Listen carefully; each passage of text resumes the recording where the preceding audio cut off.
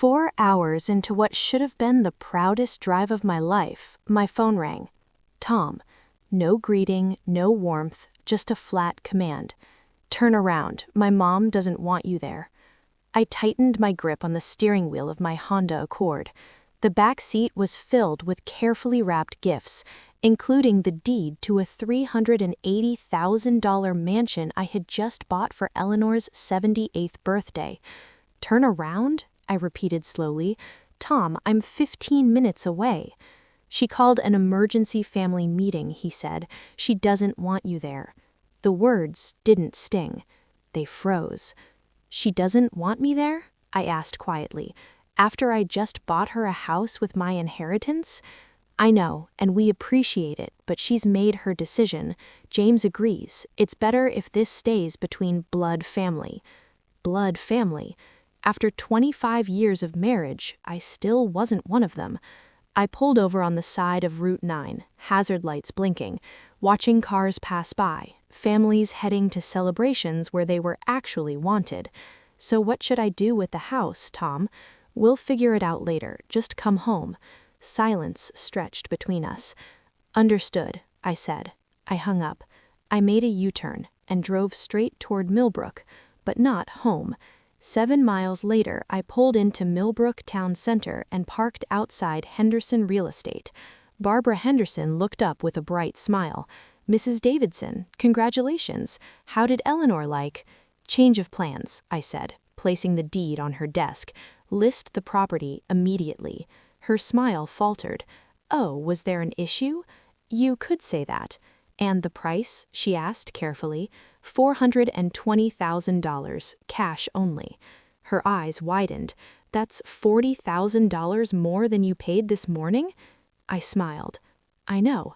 An hour later, the listing was live. My phone had been exploding. Tom, Eleanor, James. I ignored every call.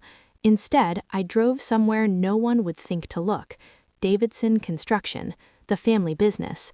The same business Tom claimed had been struggling for years. Sitting in the parking lot, I opened my laptop, and for the first time in 25 years, I checked. 10 minutes later, my hands were shaking. They weren't struggling, they were thriving. Over $2 million in profits last year. Tom and James each pulling $180,000 salaries plus bonuses. They weren't poor, they were lying. My phone rang again. This time I answered. Maggie, where are you? Tom snapped. Mom's worried sick. Is she? I said coolly. That's thoughtful for someone who isn't blood family. Don't start this again. Oh, I'm just getting started. I paused. I listed the house. Silence. For $420,000. You what? You heard me. Eleanor can stay exactly where she prefers me to be, outside the family. Maggie, don't do this. You've been lying to me about money for years, I cut in. Did you really think I'd never find out? Another silence. I don't know what you think you saw, Tom. Public records. Try them sometime. I hung up and turned my phone off. For the first time in years, I felt free. No pretending, no swallowing insults, no being the family ATM while treated like an outsider. The next morning, I did something I should have done years ago. I opened Tom's locked filing cabinet. The key? Taped under his desk. Predictable. Inside was everything. Tax returns. Real ones. Not the watered-down versions he showed me. We weren't just comfortable. We were rich. Dividends, bonuses, hidden income streams. Hundreds of thousands every year. While I lived on an allowance, shopping discount racks, feeling guilty. The second folder, 3 rental properties, $4,500 a month in income, never mentioned. The third folder, that's when I poured myself whiskey. Eleanor wasn't struggling. She owned her assisted living apartment, had $280,000 in investments. All those years of guilt, all lies. My phone rang. Barbara, we have 4 cash offers, she said. Highest is $415,000. Quick close. Accept it. Shouldn't you discuss this with your family? I don't have one, not by their definition. Then I called the bank, separated my money, not everything, just enough to be free. And that's when I found it, a receipt, Premier Investigations, $8,500, dated right after my grandmother died. My stomach dropped. I called the number. "Did my husband hire you to investigate me?" I asked. A pause. "We conducted a financial background assessment 6 months ago. That was all I needed. He didn't just lie. He planned. He calculated. He waited for my inheritance, like I was an investment." My phone rang again. "Tom, Maggie, where are you? Come home. We need to talk." "I am home," I said. "In your office, reading everything." Silence. "You can explain. Can you explain the lies, the hidden income, the investigation?" "It was to protect the family. You spent $8,500 spying on your own wife." Another silence. "Don't do anything rash," he said finally. I looked around the room, at decades of deception. "Tom," I said quietly, "this is the first rational thing I've done in 25 years. I hung up and kept digging, because people don't build lies like this for no reason. And in the final folder, I found more. Unexplained deposits, strange payments, hidden accounts, secrets on top of secrets. And for the first time in decades, I felt something unexpected: excitement. If they wanted to play games with money, they just forgot one thing. I've been watching for 25 years. Now it's my turn. 3 days later, I sat across from my attorney. "And you're telling me your husband controlled your finances, lied about assets, and investigated your inheritance?"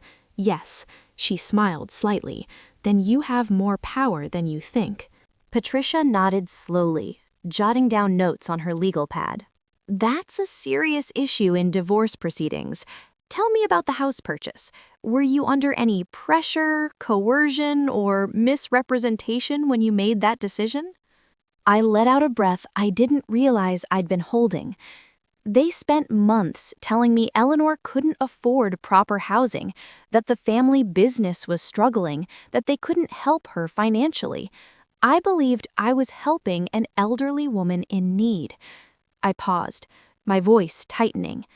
"But she has nearly $300,000 in assets." Patricia's pen stopped mid-sentence. "And the purchase? It was made entirely from your separate inheritance?" "Every penny," I said firmly. "I have the bank records." She nodded, satisfied. "Good. That gives us strong ground for restitution." She leaned back slightly. "Now tell me, what outcome are you looking for? Reconciliation or divorce?" The question caught me off guard. Until that moment, I had been consumed by anger, by betrayal, deception, humiliation.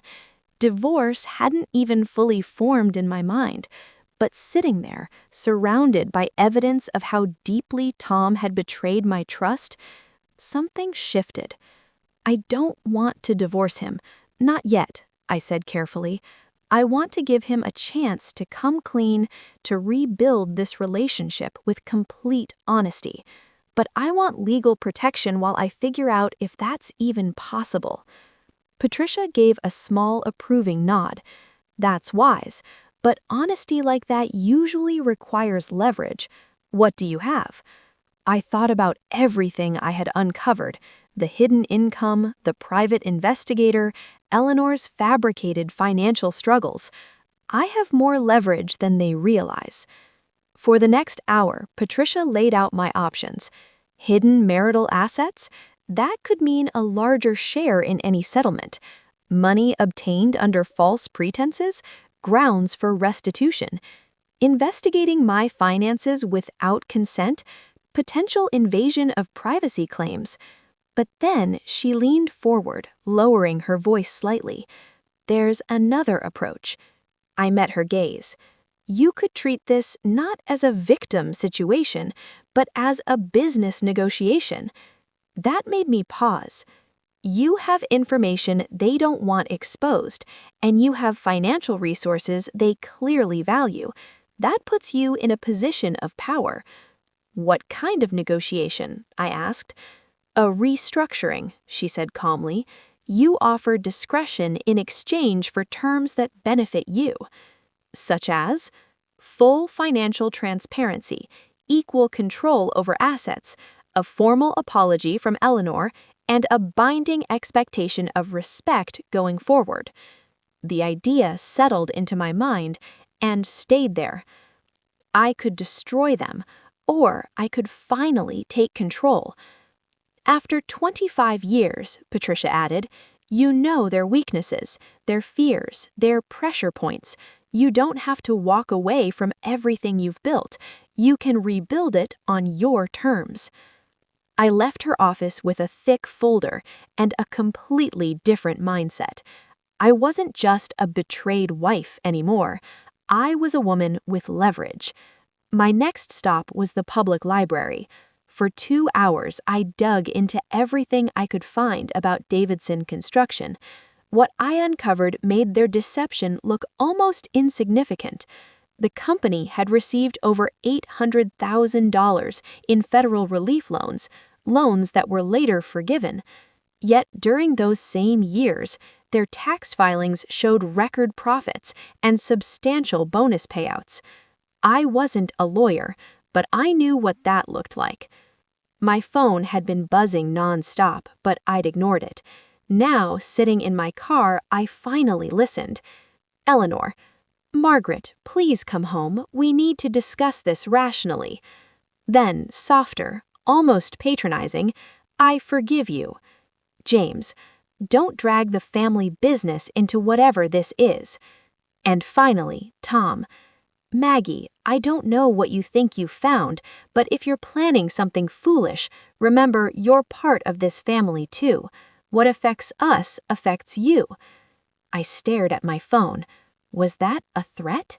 After 25 years, was my husband threatening me?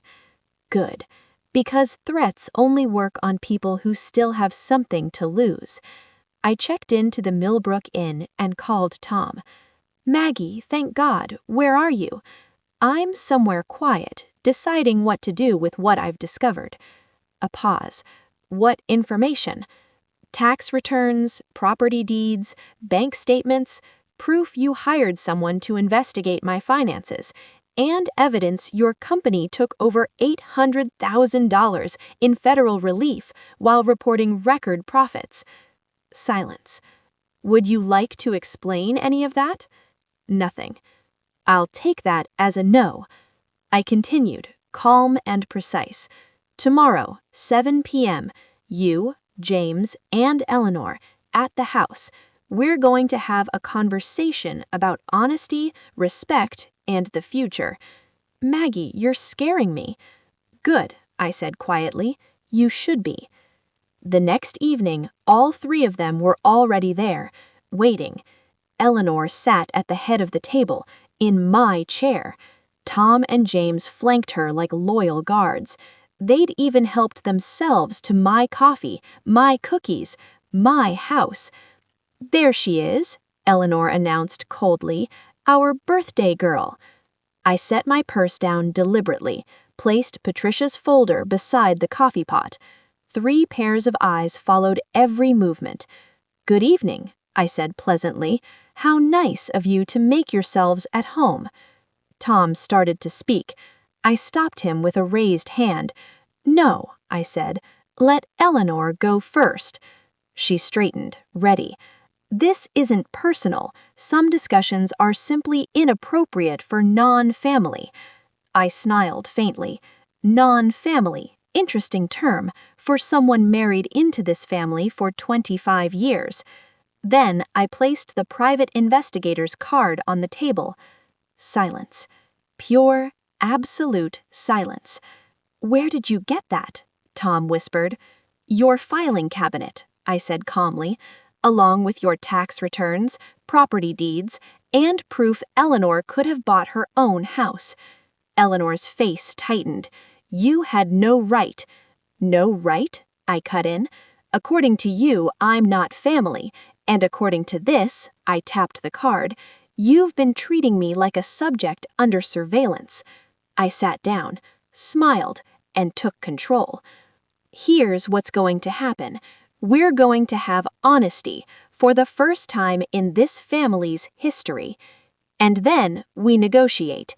You can't blackmail your own family, Eleanor snapped. I met her gaze. Watch me. I laid out everything. Their incomes, their hidden assets, the business profits, every secret they thought I'd never uncover. Tom tried to defend it. James tried to justify it. Eleanor tried to dismiss it. None of it worked. Finally, Eleanor snapped. What do you want? Money? I stood slowly.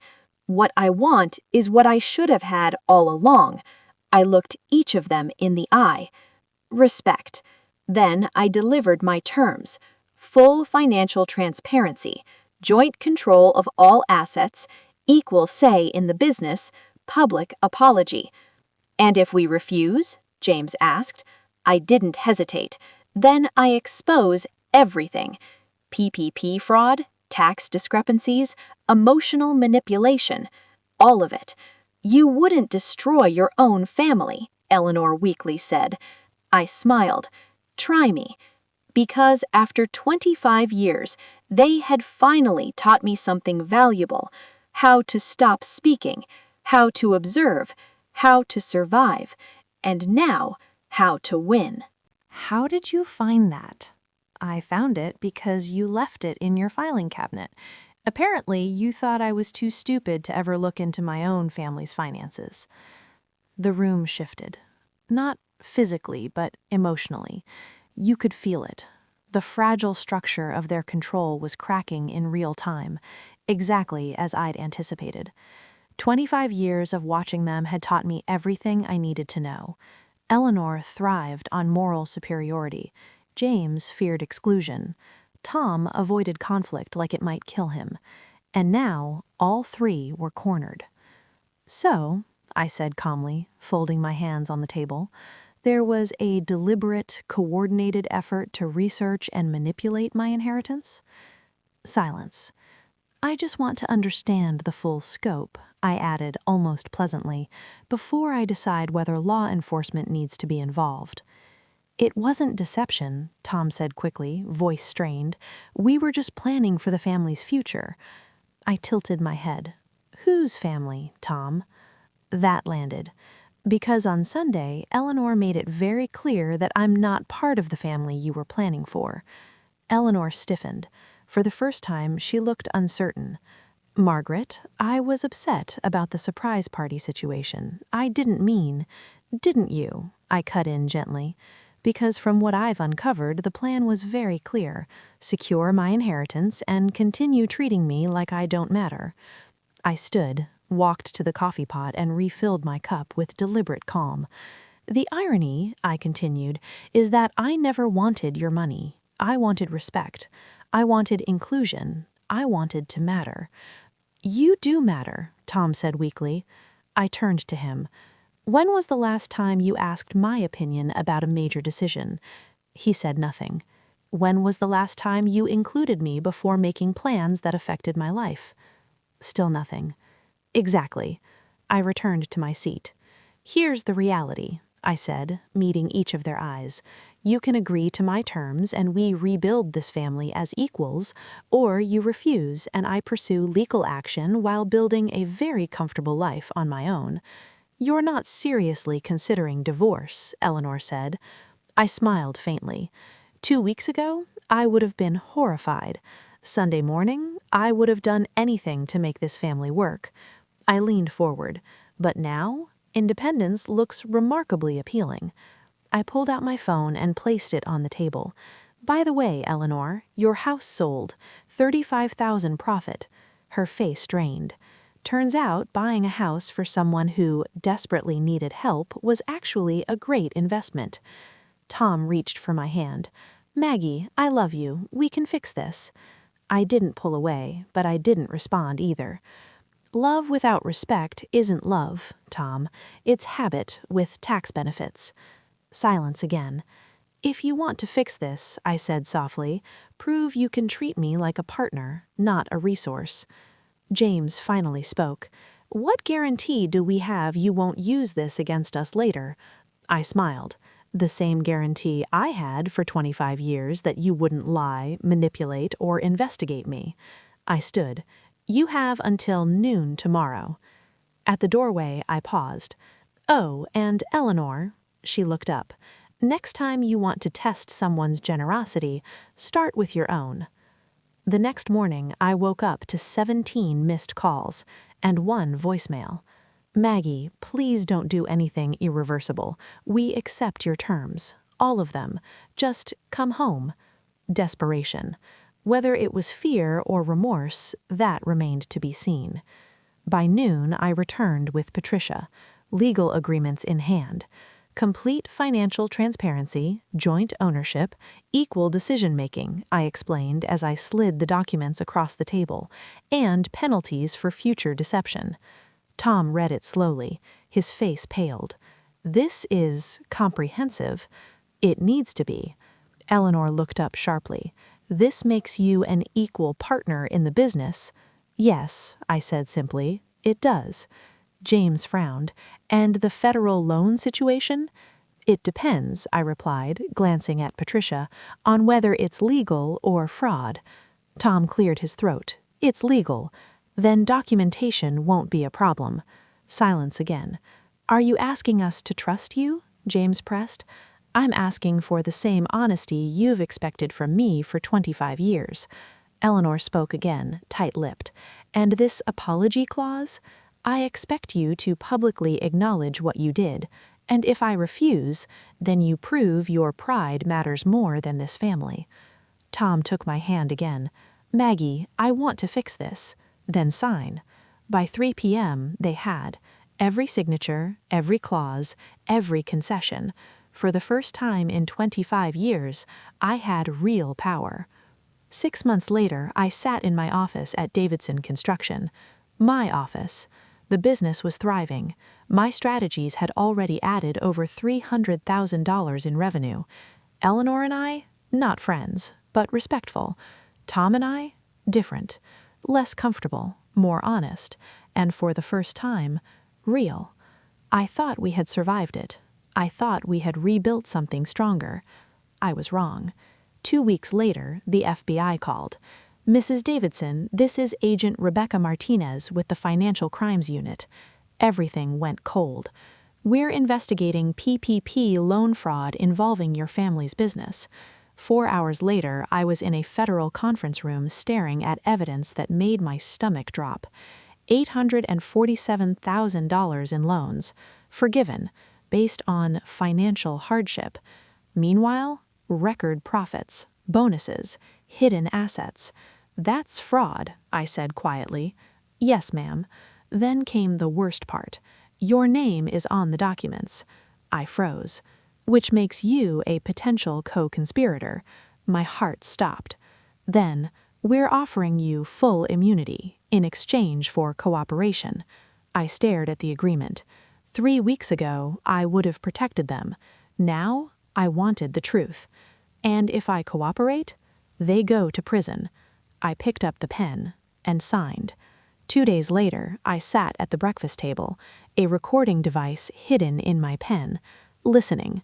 My concern is the Cape Cod property, Eleanor said. The shell company is clean, James replied. The money trail? She pressed. Corporate retreat expenses, Tom said smoothly. I buttered my toast as my family calmly discussed how to hide federal fraud. What about the cash withdrawals? Eleanor asked. Bonuses, Tom said. We never paid bonuses like that, James muttered. Tom shrugged. No one can prove that. I took a slow bite and kept recording, because now they finally underestimated the wrong person. Agent Martinez had been right. They spoke about their crimes with the kind of casual confidence that only comes from never expecting to be caught, never expecting to be overheard. The recording? It was devastating. Tom, I said lightly, keeping my tone pleasant, could you pass the jam? Of course, honey. He smiled, handing it to me, completely unaware that he had just confessed to multiple federal crimes, while his wife recorded every word. That afternoon, I sat across from Agent Martinez as she reviewed the recordings. This is excellent evidence, she said, her voice calm but satisfied. "We have them discussing the shell company, the loan money, and the cover story. This will hold up in court." "How much more do you need?" I asked. She paused the audio. "We'd like them to talk about the original loan applications, specifically who knew the claims about financial hardship were false. And then we move in, likely within the week." Driving home, I couldn't help thinking about how quickly my life had changed. A month ago, I was fighting for respect in a family that barely acknowledged my worth. Now, I was helping federal agents build a case against them. That evening, Tom brought up exactly what I'd been waiting for. "Maggie," he began over dinner, "I've been thinking about what Patricia said about honesty. There are some financial details I should probably explain." "Oh?" I said, carefully neutral. "The PPP loans we took during the pandemic, things were complicated. Maybe we were a little optimistic in how we presented our needs." Eleanor nearly choked on her wine. "Thomas," she snapped, "we agreed—" "It's fine, Mom," Tom cut in. "Maggie's family, she should understand." James stared at him like he'd completely lost his mind. "The truth is," Tom continued, "we weren't really struggling, but the loans were available and we qualified on paper." "You lied?" I asked softly. "Not lied," corrected quickly. "We just framed things favorably." "Tom," James warned sharply, "this isn't the time." "Why not? Maggie's a business partner now." The pen in my purse recorded every word. "How did you use the money?" I asked. "Smart investments," Tom said proudly. "The Cape Cod property, great returns, much better than letting it sit in payroll accounts." Eleanor was shaking her head frantically now. "And the documentation?" Tom smiled. "Creative accounting. James handled most of it. Shell companies, expense reports, everything looked legitimate." James shot to his feet. "That's enough." "Relax," Tom laughed. "Maggie's not going to the FBI." I stood slowly. "No," I said quietly, "I'm not going to the FBI." I walked to the window, looking out at the unmarked van parked down the street. I already did. The silence was instant, crushing. Tom's face drained of color. "What?" I held up my phone, Agent Martinez's contact information visible on the screen. "They approached me a week ago, offered immunity in exchange for cooperation." Eleanor rose slowly, her voice trembling with rage. "You betrayed your family." I turned back to her. "Did I? Or did I refuse to go to prison for crimes I didn't commit?"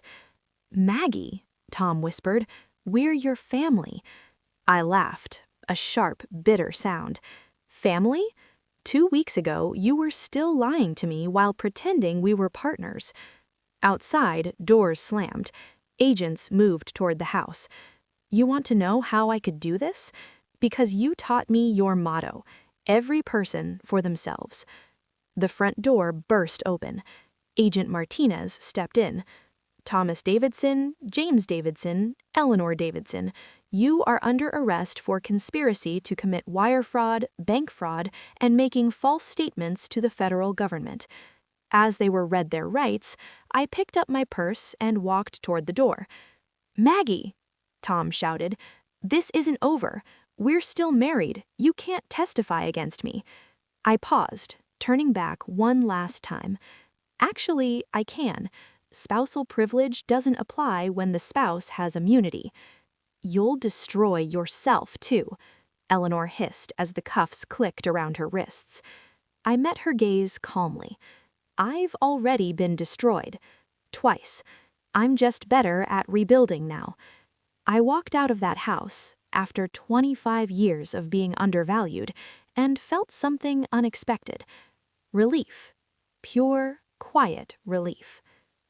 18 months later, I stood on the deck of my new home overlooking Millbrook Harbor. The morning air was crisp, the water calm. My company, Davidson Property Investment, had become one of the most successful small-scale developers in the county, ironically without the Davidsons. "Morning, Maggie," Mike Sullivan called from the construction site next door. "Coffee's ready. Be right there." Mike had left Davidson Construction after his fallout with Tom and turned out to be everything Tom never was: honest, respectful, reliable. The cases concluded 6 months earlier. Tom, 12 years. James, 15 years. Eleanor, 6 years. The Cape Cod property? Now mine. The income they once hid now funded my future. But the real victory wasn't financial. It was peace. Later that morning, Patricia called. "Good news, Maggie. We recovered more hidden assets. After fees, you're looking at another $400,000. "That's wonderful." She hesitated. "Tom's been asking for a prison visit. He's written letters, says he wants reconciliation." I looked out at the harbor. "Send them back unopened." "Are you sure? People can change." I smiled faintly. "They can, but only if they want to, for the right reasons. Tom doesn't want to change because he hurt me. He wants to change because he got caught." That afternoon, Mike and I reviewed our next project. 6 weeks, 3 buyers already interested. We work well together. Equal partners, mutual respect. Something I'd never had before.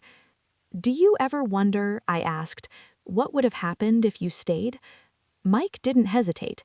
"I'd probably be in prison." "Any regrets?" "Just that I didn't leave sooner." I nodded. I understood that feeling perfectly. That evening, I passed the old Davidson office. Seized, empty, for sale. I kept driving. Some things aren't worth reclaiming. Instead, I went to Sunset Manor, now the site of my next project, a 100-unit senior living facility. Modern, respectful, necessary. Funded, ironically, by the very money the Davidsons tried to hide. That night, sitting on my deck with a glass of wine, I realized something simple. The best part wasn't the success. It was waking up in a life I chose. 2 years later, a knock came at my door. 3 quick taps, pause, 2 more. Eleanor's old pattern. But Eleanor was still in prison. I opened the door. James stood there, older, thinner, worn down by consequences. "Hello." "It's Ms. Thompson now, and you're not supposed to be here." "I know. I just needed to talk." I let him in, against my better judgment. "5 minutes," I said. He looked around. "You've done well." "I've done honestly." He nodded. "That's why I'm here. You deserve the truth." "The FBI didn't find us through audits." I frowned. "I called them. 6 months before they contacted you." I stared at him. "You were the whistleblower?" "Yes." "Why?" "Because they were destroying you," he said simply. "And I couldn't watch it anymore." "You recorded us?" "Everything." I turned toward the window, the rain tapping softly against the glass. "Why tell me now?" "Because I owed you the truth." "You still went to prison," I said. "I was guilty," he admitted. "I helped build the system, the shell companies, all of it." Silence filled the room. Heavy, honest, final. And for the first time, I realized something unexpected. Not everyone who breaks you is your enemy, and not everyone who helps you is innocent. I processed the fraudulent loan applications. I set up the hidden accounts. Cooperation reduced my sentence, but it could never erase my responsibility. And now, I'm moving to Oregon. I've taken a construction job, one of the few paths open to someone with my record. I wanted to see you before I left, to tell you something that matters. Watching you refuse to accept how we treated you, that was the beginning of everything. That was the moment things started to change. James stood, heading toward the door. "You deserved so much better than what we gave you, Maggie. I'm sorry it took federal prison sentences for us to finally understand that." James, wait. He paused and turned. Thank you for telling me the truth, finally. He nodded once, then walked out into the rain. After he left, I sat in silence, trying to process everything. James had been protecting me long before I even realized I needed protection. His decision to contact the FBI didn't just expose the truth, it saved me. It kept me from being pulled under with the rest of them. The next morning, I called Agent Martinez. Miss Thompson, good to hear from you. How are you settling into your new life? Very well, thank you. Agent Martinez, I spoke with James Davidson yesterday. He told me he was your original source. Yes, that's correct. He contacted us 8 months before we approached you. His cooperation was instrumental. Why didn't you tell me? We don't typically reveal sources, she replied, and Mr. Davidson specifically asked us not to, at least not until after his release. He was protecting me, even then. Yes, from the very beginning, his priority was making sure you weren't prosecuted for something you didn't even know about. After the call, everything felt different. The story I thought I understood wasn't complete. James had seen the truth long before I did, and while I was still trying to survive it, he was already trying to stop it. That afternoon, for the first time in 2 years, I wrote to someone in federal prison. Dear James, thank you for yesterday, and for finally telling me the truth. I understand now. You were protecting me long before I knew I needed protection. I want you to know you made the right choice, no matter the cost. Sometimes doing the right thing means accepting the consequences of your mistakes so that others don't have to suffer from them. I hope Oregon gives you something we never had: peace, honesty, and real connection. Margaret Thompson. I mailed the letter that evening, along with a small check to help him start over. The Davidson family taught me many things, but the final lesson came from the one person I least expected: that redemption is possible when someone chooses to protect others instead of themselves.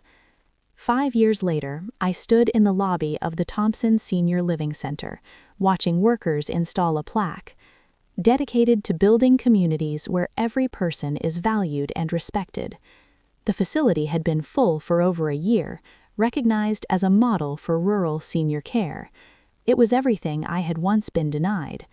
That morning, a visitor arrived, elegant, silver-haired, moving slowly with a walker. It took me a moment to recognize her. Eleanor Davidson. Margaret, she said quietly, or Miss Thompson now, I suppose. You're not supposed to be here. Your parole forbids contact with witnesses. I know, she said softly, but I'm dying. Pancreatic cancer, stage 4, 2 months, maybe 3.